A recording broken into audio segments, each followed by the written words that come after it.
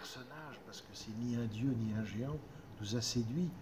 Il peut se transformer, il peut être homme, il peut être femme, il peut être créateur, il peut être destructeur. Et il nous a semblé que c'était un peu le miroir de ce qu'on était comme être humain aujourd'hui sur cette planète, créateur-destructeur. Et donc le thème, c'est un peu Loki va-t-il déclencher la fin du monde? Donc on pose comme une question avec humour, mais en même temps très sérieuse, enfin je crois.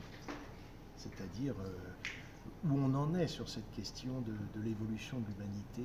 Est-ce qu'on est en train de la détruire ou est-ce qu'on est en train de la reconstruire? Voilà. Et tous les textes qu'on raconte, tu peux dire d'où ils viennent? Oui, en fait, la mythologie nordique. Il y a très peu de traces, mais les traces qu'on a, c'est les Edda qui ont été transcrits en Islande entre 1000 et 1200, mais ils sont probablement beaucoup plus vieux. Et c'était en effet des moines qui venaient pour missionner, pour rendre les gens Bien chrétiens.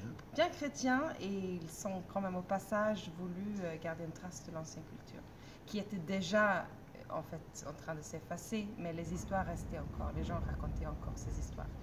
Et sous forme de poèmes, ou on s'imagine aussi sous des formes Oui, plus légères. comme on n'a pas de trace sur la forme scaldique, ça nous permet de faire plein de choses très intéressantes pour nous, très modernes, pour trouver une forme pour raconter cette mythologie. Merci.